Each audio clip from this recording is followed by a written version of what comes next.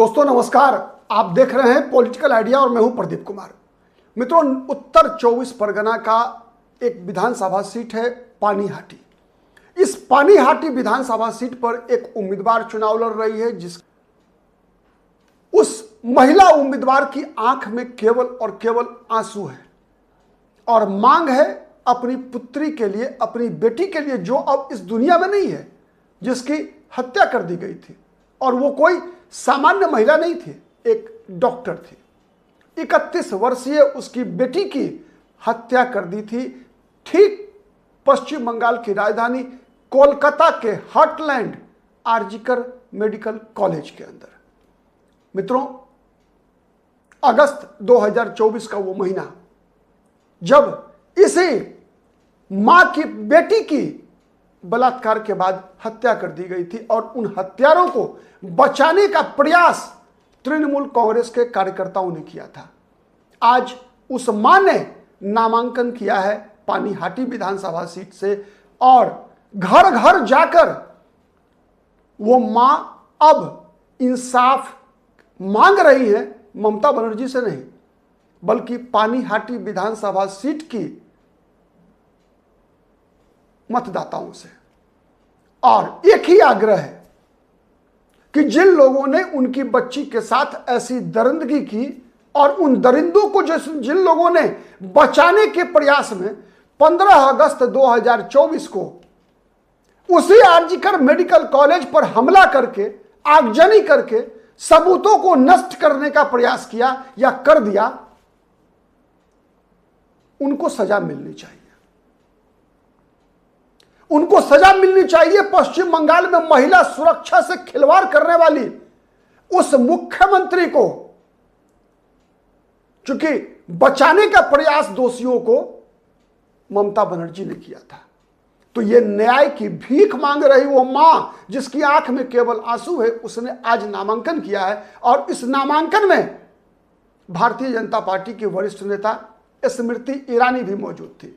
मित्रों, अब इस विधानसभा सीट पर चुनाव परिणाम क्या होगा मैं नहीं जानता, क्योंकि जिस प्रकार की स्थिति इस मां के साथ हुई है, जब दो दिन पहले चुनाव प्रचार के दौरान, जब ये रत्ना देवनाथ की बात मैं कर रहा हूं मित्रों, जिन्होंने नामांकन किया है, आरजीकर मेडिकल कॉलेज की पीड़िता की मां है, उनको चुनाव अभियान चलाने के दौरान जब वो घर घर घूम रही थी, लगातार घेरा जा रहा है, महिलाओं के द्वारा घेरा जा रहा है। और ये महिलाएं कौन है? ये महिलाएं हैं टीएमसी से जुड़ी हुई वो महिलाएं। आश्चर्य। राजनीति अपनी जगह है, लेकिन ऐसे मुद्दों पर एक महिला मुख्यमंत्री के पार्टी के समर्थक महिला कार्यकर्ताओं के द्वारा आश्चर्य। लेकिन यह सच है। आश्चर्य है लेकिन यह सच है। दोस्तों, एक कहावत है, बात अध्यात्म की भी है, बात धर्म की भी है, और बात पाप और पुण्य की भी है, और बात विज्ञान की भी है।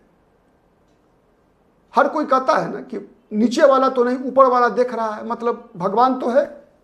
आप नीचे वाले अदालत से बच जाएंगे, ऊपर वाले अदालत से नहीं बचेंगे। मतलब क्या है? इसका मतलब होता है कि हर व्यक्ति को उसके कर्मों की सजा मिलती है। इसका मतलब यही होता है कि आप निचली अदालत से तो बच सकते हैं, लेकिन ऊपरी अदालत से नहीं बच सकते, भगवान की अदालत से नहीं बच सकते। न्यूटन का थर्ड लॉ भी यही कहता है। क्या कहता है न्यूटन का थर्ड लॉ? कि हर क्रिया की एक निश्चित प्रतिक्रिया होती है। तो सवाल यह है कि इस लोकतंत्र का भगवान कौन है? इस लोकतंत्र का भगवान है मतदाता। लोकतंत्र में भगवान मतदाता है और इन्हीं मतदाताओं से, मतलब इन्हीं भगवान से न्याय मांगने निकली है वो मां रत्ना देवनाथ। और रत्ना देवनाथ का मुकाबला किससे है? तीर्थंकर घोष। ममता बनर्जी को पता था, इसीलिए ममता बनर्जी ने उस निर्मल घोष को टिकट नहीं दिया जो लगातार चुनाव लड़ रहे थे, जिनके खिलाफ एंटी इनकम्बेंसी था। नहीं चाहते थे कि रत्ना देवनाथ से मुकाबला हो उस निर्मल घोष का। इसीलिए ममता बनर्जी ने निर्मल घोष के खिलाफ जो एंटी इनकम्बेंसी का फैक्टर है, जो ममता बनर्जी की सरकार के खिलाफ एंटी इनकम्बेंसी का फैक्टर है, उससे निजात पाने के लिए निर्मल घोष के पुत्र तीर्थंकर घोष को उम्मीदवार बना दिया। तो उस तीर्थंकर घोष से मुकाबला हो रहा है रत्ना देवनाथ का।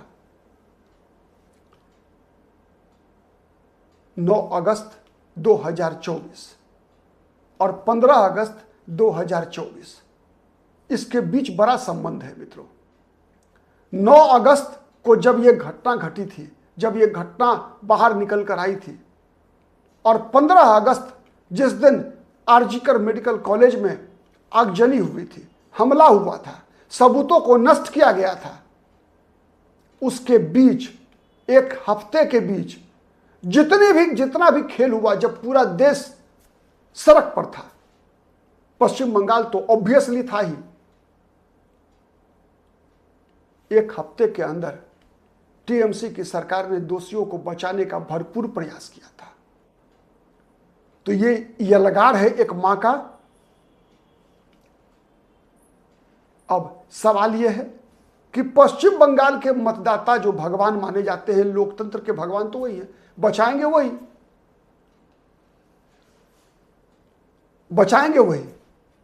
तो क्या उन भगवान के पास कहा जाता है कि पाप का घड़ा तो भरता है तभी उसका फिर घड़ा फूटता है, उससे पहले नहीं फूटता। तो सवाल यह है कि क्या यह घड़ा 2026 में फूट रहा है या नहीं, यह बड़ा सवाल है। और ये घड़ा फूटा है या नहीं फूटा है, उसका प्रतीक तो रत्ना देवनाथ बन सकती है, लेकिन यह संघर्ष पश्चिम बंगाल की केवल महिलाओं का संघर्ष नहीं है, हर उस पिता का भी संघर्ष है। मां का तो संघर्ष है, रत्ना देवनाथ का तो संघर्ष है ही, साथ साथ पश्चिम बंगाल में जो पिता हैं, बेटियों के बाप हैं, उनका भी संघर्ष है, बहनों के भाइयों का भी संघर्ष है। हां, यह संघर्ष उनका नहीं है जिनके लिए सत्ता सर्वोपरि है। सत्ता जिनके लिए सर्वोपरि है, उनके लिए तो यह सब कुछ मायने नहीं रखता, यह तो part and parcel of the politics. कहा जाता है कि ये कोई भारतीय दर्शन नहीं है, ये भी एक विदेशी दर्शन ही है मित्रों, जहां महिलाएं भोग की वस्तु मानी जाती है। ठीक है, तो ये विदेशी संस्कृति है भारत में, और विशेषकर पश्चिम बंगाल तो वो धरती है, मां दुर्गा की धरती है, शक्ति की धरती है पश्चिम बंगाल। ठीक है, मां काली की धरती है, स्वामी विवेकानंद और रामकृष्ण परमहंस की धरती है, महर्षि अरविंद की धरती है। यह धरती बंकिम चंद्र चट्टोपाध्याय की धरती है, वंदे मातरम की धरती है, सुजलाम सुफलाम मलयज शेतलाम की धरती है। तो आज पश्चिम बंगाल के जो मतदाता हैं, उन मतदाताओं को यह साबित करना पड़ेगा कि ऐसी मां की आंसू उनको दिख रहा है या नहीं दिख रहा है। आरजीकर मेडिकल कॉलेज की पीड़िता में उन्हें उस पीड़िता से अपना कौन सा संबंध दिख रहा है, वो संबंध भारत का, किसी मां का, बेटी का, बहन का, या फिर केवल जो विदेशी, जिसमें केवल और केवल महिलाएं भोग की वस्तु हैं, वो संस्कृति दिख रही है। क्योंकि उस संस्कृति के भी वाहक पश्चिम बंगाल में बड़ी तादाद में हैं लोग, बड़ी तादाद में है। तो कहा जाता है कि ये एक, अगर परिस्थिति ऐसी है तो निश्चित है कि ये एक धर्म युद्ध है। मैं धर्म युद्ध का मतलब मैं ये नहीं कह रहा कि ये कोई हिंदुत्व, इस्लाम, क्रिश्चियनिटी और बुद्धिज्म, जैनिज्म के बीच का कोई युद्ध है, बल्कि धर्म का मतलब होता है वह कर्म जो धारण करने योग्य हो। तो यह तय होगा इस चुनाव के परिणाम से कि पश्चिम बंगाल वास्तव में शक्ति की धरती है या नहीं है, माँ दुर्गा की धरती है या नहीं है, माँ काली की धरती है या नहीं है, या फिर बंगाली केवल बोलने के लिए बोलते हैं कि ये माता दुर्गा की धरती है। साबित होगा। 4 मई का इंतजार कीजिए। ये एक प्रतीक है रत्ना देवनाथ, उस संघर्ष की, केवल मां के संघर्ष की नहीं बल्कि महिलाओं के सम्मान की, भारत की संस्कृति की, बंगला अस्मिता की। बंगला अस्मिता मतलब यह मत समझिएगा कि भारत की अस्मिता से अलग है बंगला अस्मिता। बनाने का प्रयास हो रहा है कि बंगाली अस्मिता मतलब भारतीय अस्मिता से अलग है। अस्मिता तो मतलब भारत के बाद बगल में पड़ोसी की अस्मिता है बांग्लादेश की। क्या हुआ था 1971 में? लाखों महिलाओं के साथ कौन सा कुकर्म हुआ था? वही कुकर्म तो आरजीकर मेडिकल कॉलेज में भी हुआ था ना। जो कुकर्म पाकिस्तान की सेना ने 1971 में बांग्लादेश में किया था हिंदू महिलाओं के साथ, वही काम हुआ था ना आरजीकर मेडिकल कॉलेज में। या फिर वैसे कई घटनाएं घटी हैं पश्चिम बंगाल में, और जहां पर कि पश्चिम बंगाल की सरकार, एक महिला मुख्यमंत्री की सरकार सोई रही और उल्टा दोषियों को बचाने का प्रयास किया। सिंडिकेट की सरकार चल रही है वहां, जहां सत्ता के केंद्र में केवल और केवल पार्टी का कब्जा है। पार्टी का कब्जा है। एक डीजीपी रिटायर करता है और सीधा राज्यसभा भेज दिया जाता है, और जब उस पुलिस ऑफिसर के खिलाफ केंद्रीय एजेंसियां पूछताछ के लिए जाती है तो उसके बचाव में मुख्यमंत्री बाहर आ जाती है। जब केंद्र की एजेंसियां भ्रष्टाचार के आरोप पे किसी एनजीओ पर छापेमारी करती है तो मुख्यमंत्री वहां से फाइल लेकर भाग जाती है। उस पश्चिम बंगाल में ये सत्ता परिवर्तन का माध्यम ये मां बनेगी या नहीं बनेगी, इसकी पुष्टि केवल 4 मई को होगा, जब ममता गई या लोकतंत्र गई, यह साबित होगा। आप क्या सोचते हैं कमेंट करके बताइएगा। हमारा वीडियो पसंद आता है तो दिल से लाइक कीजिएगा, क्योंकि ये वीडियो मैंने दिल से बनाया है। पश्चिम बंगाल का वर्तमान स्थिति बहुत ही विस्फोटक है, सोचिएगा जरूर। और अगर पसंद आए तो अधिक से अधिक शेयर कीजिए, जिससे कि अधिक से अधिक लोगों तक ये बातें पहुंचे। और अब तक यदि हमारे चैनल को सब्सक्राइब नहीं किया तो प्लीज डू इट। आज के लिए इतना ही, फिर मुलाकात होगी किसी अन्य मुद्दे पर। तब तक के लिए नमस्कार।